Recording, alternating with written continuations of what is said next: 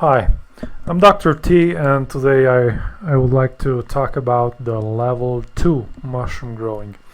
And this refers to beginner methods on how to grow the king oyster mushroom, the wine cap, the milky mushroom, and the straw mushrooms.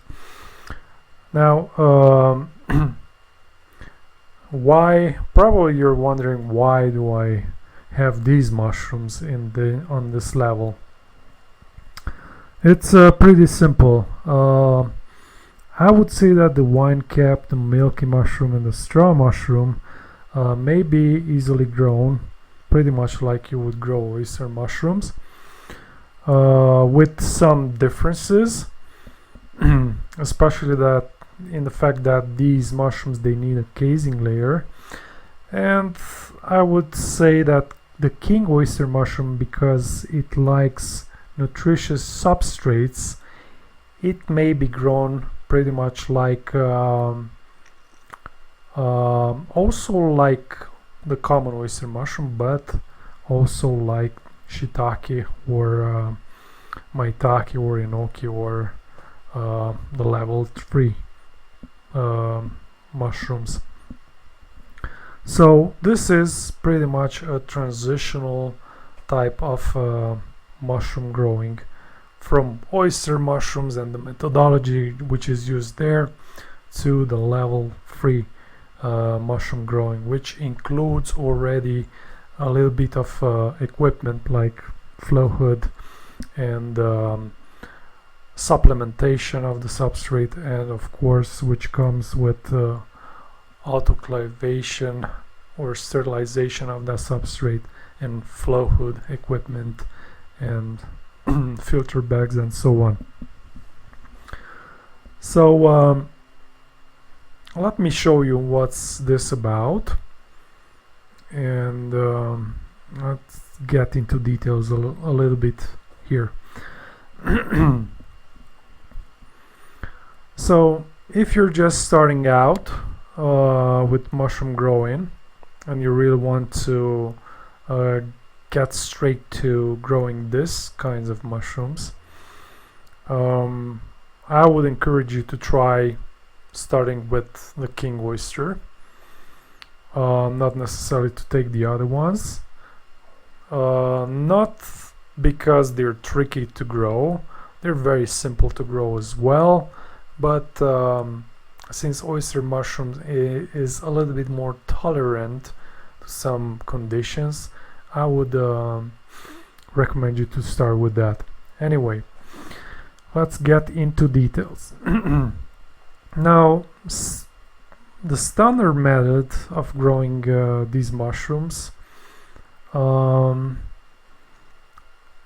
is the following. People don't use supplements necessarily in growing these mushrooms, except the king oyster. There are studies out there that they pretty much show that even if you're adding supplements to these mushrooms, it's not going to change a lot in what means yield. So they realize that many growers realize that it's really unnecessary to do some additional work to include supplements and to try to grow these mushrooms pretty much like the level 3 mushrooms. So except the king oyster, as I said, it's a mushroom kind that really needs nutrients in the substrate. You can grow it without nutrients, but of course you're not going to get good yields. But I would say that as a beginner, you do what you want. You can add more spawn to it, or which is going to function as a supplement, or you can just grow it with a low spawning rate. No problem. Even then you're going to get some mushrooms popping. What they do They disinfect their substrates through pasteurization mostly. They're not using necessarily sterilization. Of course, some people would use sterilization as well for growing these mushrooms, but it's not really necessary because you don't have a rich and nutritious substrate that requires supplements. If you don't have supplements in the substrate, then you don't have to sterilize that necessarily. But you can soak the substrate just to ensure proper moisture content for that substrate. The substrate which is mostly used for growing these mushrooms is straw. There are some differences.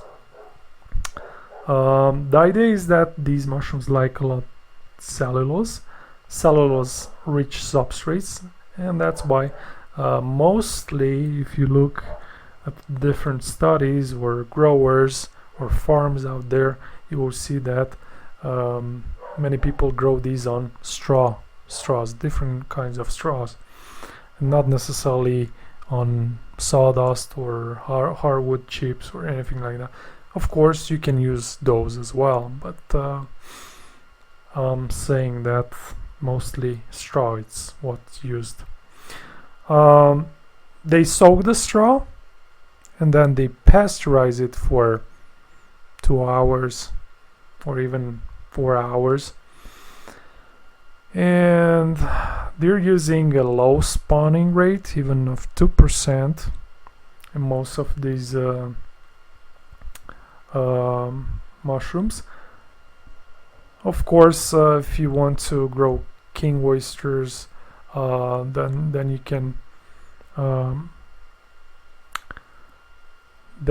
can add a supplement of 10 to 20%, let's say rice bran, for example, and then you can add spawn after it's sterilized. The substrate is sterilized. You can add spawn to that, somewhere between 2 or 5%. These mushrooms are grown mostly in plastic bags or trays, and in the case of king oyster, you can grow that as a block in plastic bags or in bottles or even in trays if you want. But if I'm referring here to the milky mushroom, which is mostly grown in trays and in plastic bags,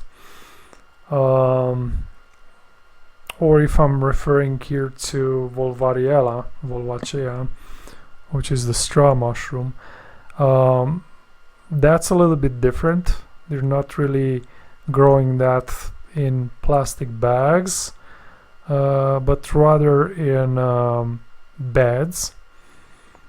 And you will see they are making square beds or circular beds, depends very much.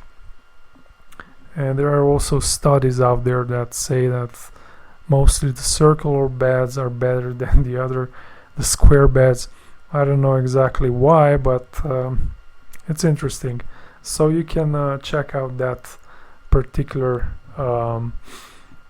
slideshow, and I'll talk about a little bit more about it. Gypsum, yes, they add to the substrate just because gypsum is going to increase porosity in the substrate, and that's going to aid with gas exchange. Hydrated lime, not so much. I haven't seen recipes in which traditionally the growers would use hydrated lime, but of course you can use hydrated lime. If not in the substrate, then in some casing layers. Let's see, the inoculation. Flow hood is not necessarily required. In some cases, like if you want to grow king oyster, then you can use flow hood. Incubation, For incubation they're using a microclimate, but mostly if you look at the growers that grow milky mushroom or straw mushroom or even stropharia, then you will see that these people are living in poor areas in the world, and they don't really have super high-tech facilities to grow these mushrooms in strict climate controls. So I would say that if you have a well-equipped grow room, then you can try to place your beds or blocks in the grow room and offer these mushroom cool microclimate. Of course, for pinning you'll need moisture, light, ventilation and temperature, and you have to check on the values that are required and make sure that you're going to keep that range. Now the yields are standard or even high in some cases. The yields are not so high in the case of king oyster, for example, but you'll see that for milky mushroom, for example, it can get you yields up to 150% biological efficiency. Low yield, it's observed with Volvariella. That's 23.8. That's very low, and looks like growers out there, they didn't get more than that. While in the in the case of king oyster, the yield is quite medium. I would say it's under 100% BE. So the competitor risk, it's rather low, I would say, in the standard methodology, even if there's no filter bags involved and all of that. It's rather low because people know how to grow these mushrooms, and they got experience and they know what to do. Even though, if you're thinking about it, straw, it's one of the substrates that are prone to mold infection, but it's it depends very much on the methodology. Now, as a beginner, you don't have to use any supplements, but the supplement itself is going to be more spawn, so you can increase the spawning rate if you want to grow king oysters. If you don't want to grow those, and let's say that you want to grow milky mushroom, then you don't add that in supplements, but you can add 2% up to 5% spawn to that substrate. And the disinfection may be done. You can pasteurize the substrate. You can soak it first, and then you can pasteurize it for like 2 hours. Even in the case of king oyster, just because in this case you're not going to have a very nutritious substrate in which you're adding bran, for example, but you're going to add more spawn, which is going to function as a supplement. You don't need to use any micron filter bags for growing these mushrooms. You can use just regular plastic bags. You can add gypsum in the substrate. You can add also some hydrated lime. I would say except for milky mushroom, you don't need to add hydrated lime, because it's known that milky mushroom is going to prefer let's say neutral towards more acid environment. So in that case you don't have to use hydrated lime, but you can use hydrated lime in the casing layer that you're going to place on top after the substrate is fully colonized. For inoculation you don't need a flow hood, you just spread the spawn on top of the substrate. But you have to pay attention because when you're growing straw mushrooms and milky mushrooms, the spawning it's done in layers. So a layer of substrate, a layer of spawn, a layer of substrate, a layer of spawn, and so on, up to 5 or 6 layers you can add. And of course the one on the top has to be another layer of straw, and you can cover that with a tarp, or you need to keep that moist somehow. You need to spray it up with some spray bottle with water sometimes. For incubation you don't need microclimate. When pinning starts, you will need moisture to ensure moisture, proper moisture, and light. And also for further fruit body development you'll need moisture and light. Of course the yield it's not going to be high if you grow them this way, but not necessarily, because see, it could be low or it could be medium, because you're not deviating too much from the standard methodology in this case. So I should have changed that low yield to a decent yield rather. The competitor risk is rather low, up to mid.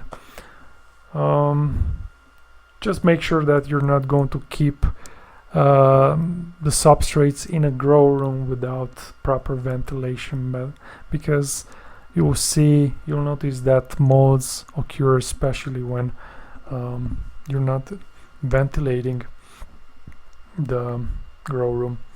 Now let's get to slide number 3, and let me show you what the steps are in this case. So step number 1, choose a recipe. Let's say that you have straw, you have gypsum and hydrated lime. Add 95% straw, 2% gypsum and 3% hydrated lime to this mix. So these are the ingredients. To these ingredients you will need to add later spawn, or up to 20% spawn for king oyster. But also you'll need to add, once the substrate is fully colonized, peat moss, or a mix of peat moss and soil. Now I'm saying peat moss, but look, growers are using a lot of other things instead of peat moss for casing. Now for you to understand what's a casing layer, if you don't know about that, is just a layer of a different substrate that you place on your already colonized substrate. So it's just a layer that comes on top of it. Once the straw and gypsum and hydrated lime it's fully colonized by the mycelium, then you add this other new substrate, newly made pasteurized substrate on top of it, and then you let the mushroom to intrude that new substrate, and that's going to be covered what's the role of this casing layer? It's mostly to keep the moisture in the substrate and not to let it evaporate from there. That's the main role. A secondary role would be that it's a nutritious addition to that substrate. And a tertiary role, which is a very important role actually, is that these casing layers are packed with bacteria, which is very needed in the case of some mushrooms like the wine cap. So that's why I'm saying here that you mix the peat moss and soil together, and you don't sterilize that casing layer, but you can pasteurize it. If you don't pasteurize it, then it could be okay, but it could also infect some parts of your substrate, or your substrate can be attacked by different worms and larvae and insects that would be in that soil, for example. That's why what we want to do is to reduce the number of such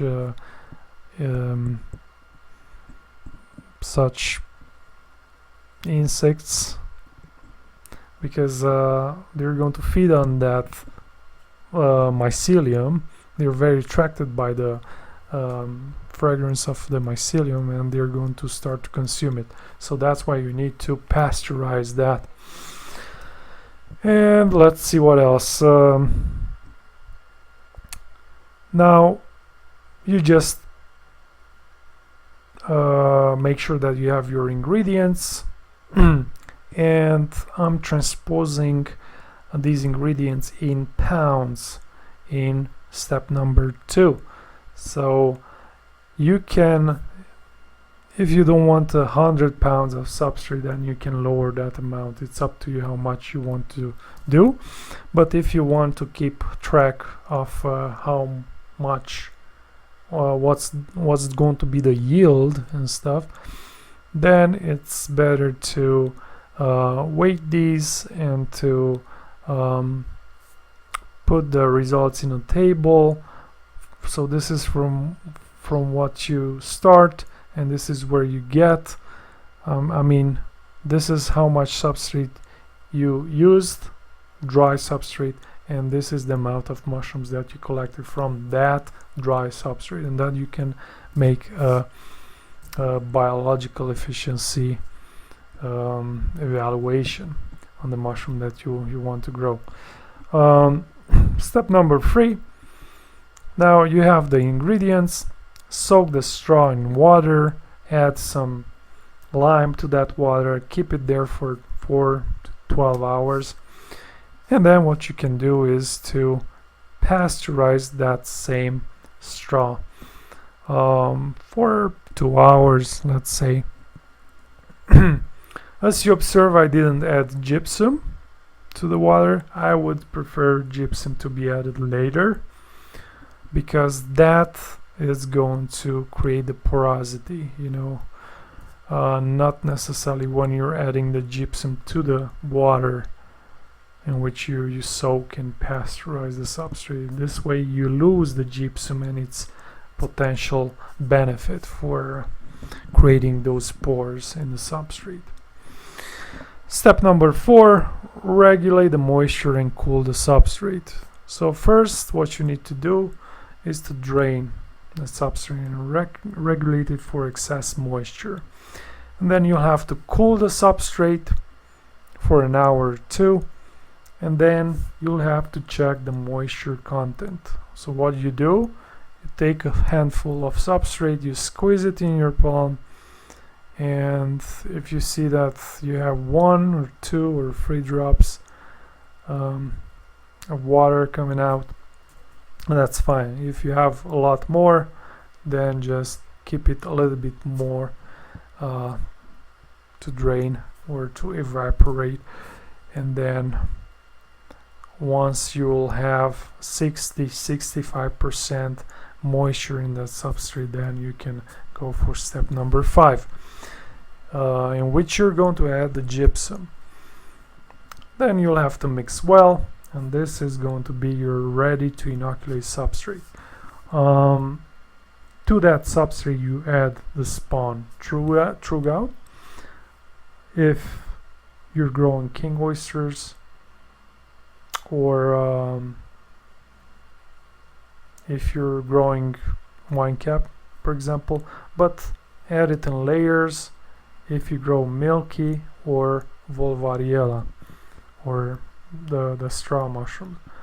You can also inoculate it just by mixing the whole substrate with spawn, but if you want more yield, then it's better if you place it in layers, and that's going to ensure also faster colonization of the substrate. Step number 6. Oh, I forgot to tell you that you can cover the substrate with a straw, in the case of volvariella, or with a tarp.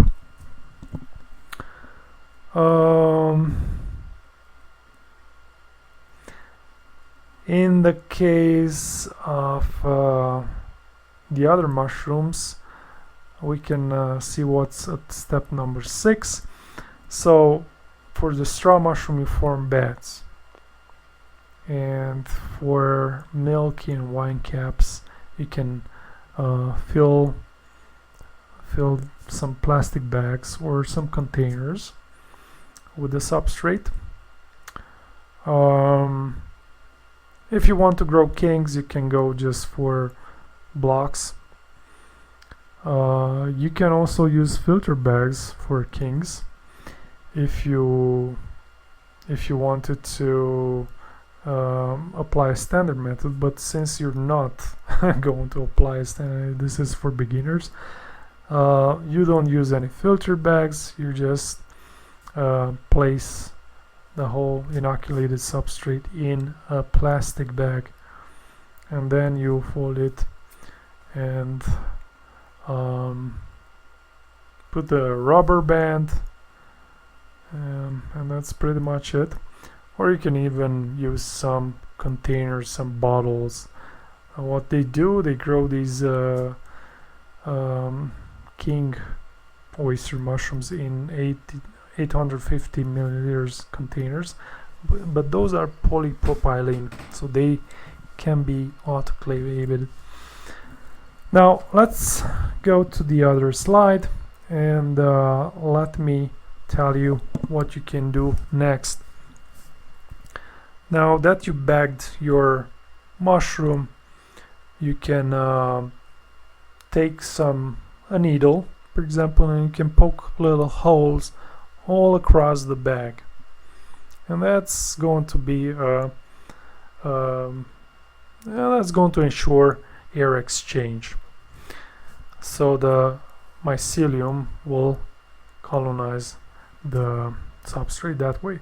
Don't forget to add any to poke holes, because you need for that mycelium air. You know, it's a living organism, so it needs air. You can't just close the bag and go away. So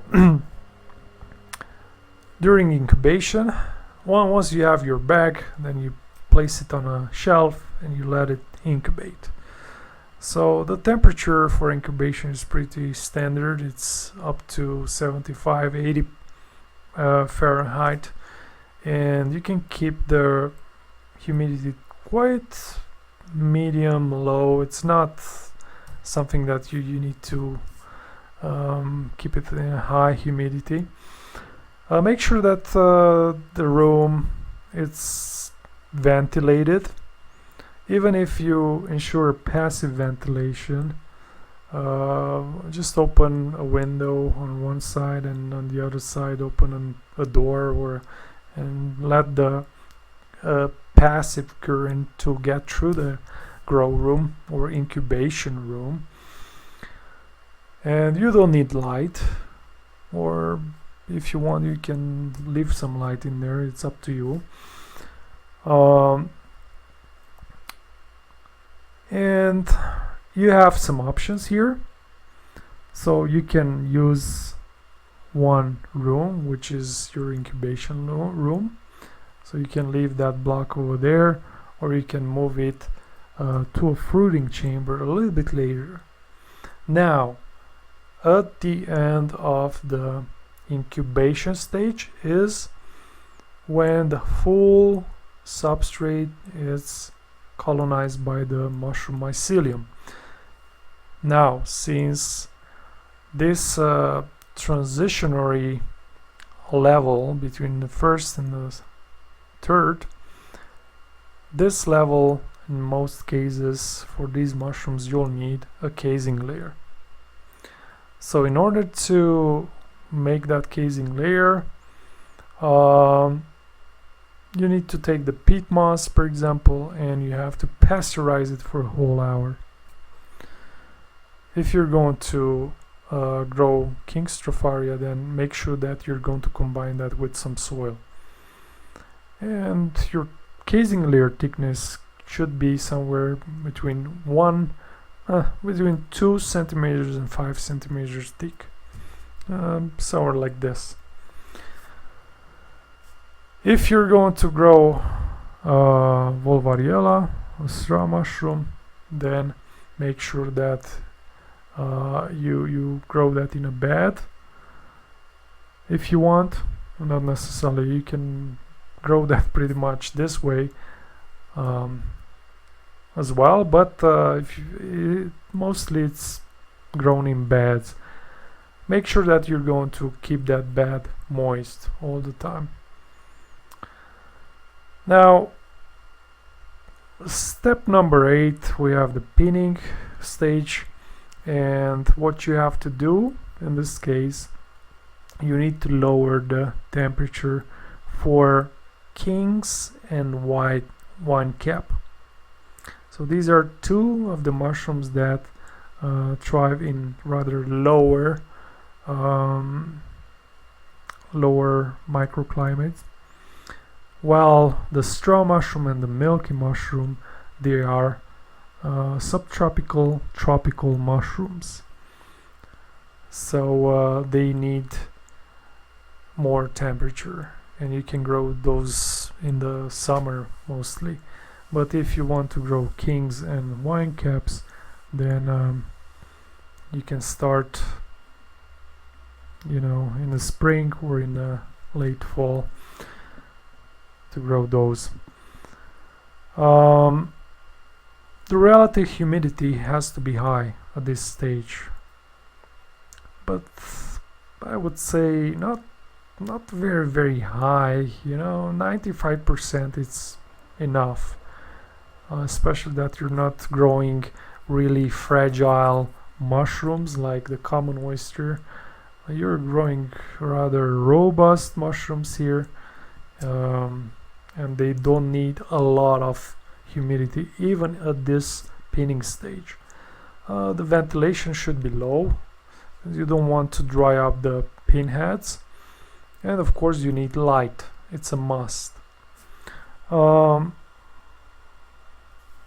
Step number 9 comes with the fruit body development and harvest. In this case, you can increase slightly the temperature in the case of kings and wine cap, and also in the case of straw mushroom and milky mushroom. As you see here, the milky mushroom needs a lot more temperature. Make sure that you can provide that temperature to this wonderful mushroom, and you can lower a little bit the humidity and keep the ventilation rather mid, but make sure that you have light and of course moisture, so you have to spray around there. Let's see what kind of things you'll need in order to grow these mushrooms. So you'll need for step number 1, you'll need of course knowledge. you'll need a great strain. I mean, if you look at the king oyster, there are great strains, commercial strains out there, and you can use a very good strain. I haven't really seen king oyster mushroom strains that don't produce. Ingredients, you'll need some equipment. More or less, it's not. You can use low tech for this particular level. You don't need high tech at all. Of course, you'll need energy and a small greenhouse or a grown room or a container. It's up to you. I don't know what you have in there, but even if it's just a barn or something like that, you can just grow some mushrooms in there. You'll need a scale to weigh the ingredients if you want to be specific to measure and calculate the yield and all of that. But if you don't, then you don't have to use a scale. Just use your senses. Substrate, you'll need probably a tub or a huge pot or something in which you'll need to soak and pasteurize the substrate. Of course, a wired mesh, it's going to be great when you want to cool your substrate and drain it. Some containers you'll need, of course, to mix up the substrate, or some kind of plastic foil on which you place the substrate and then you mix it up and then you bag it in there. So you'll need plastic bags. Yeah, this is pretty much what you'll need in order to grow these ones. You don't need a lot of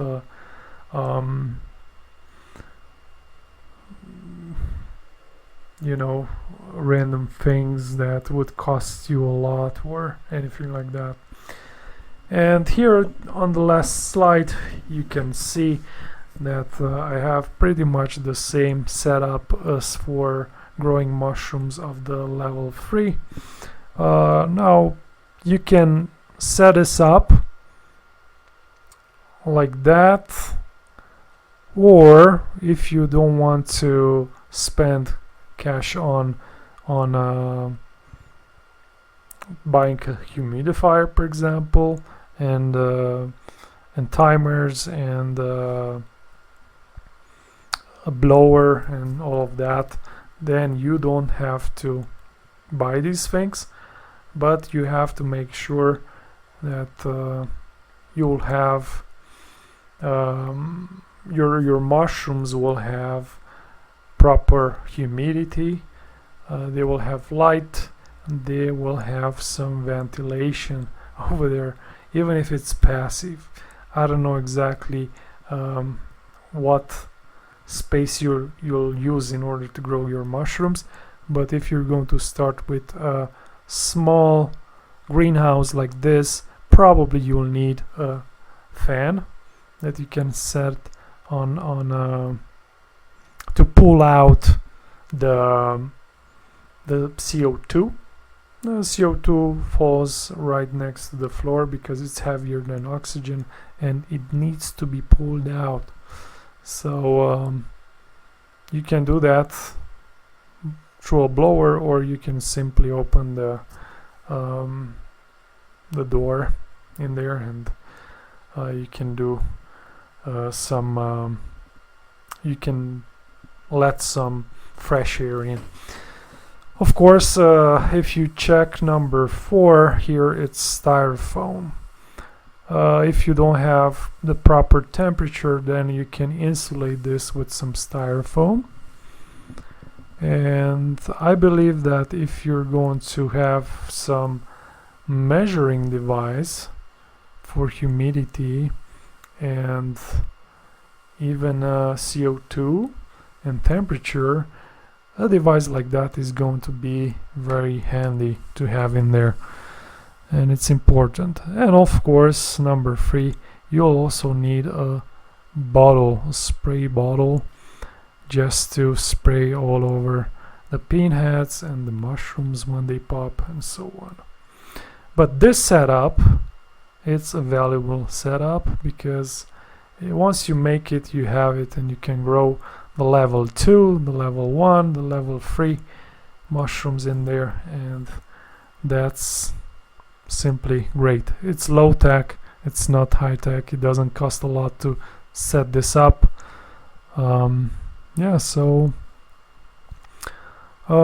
check the level number 3 for some more information on how to set this up.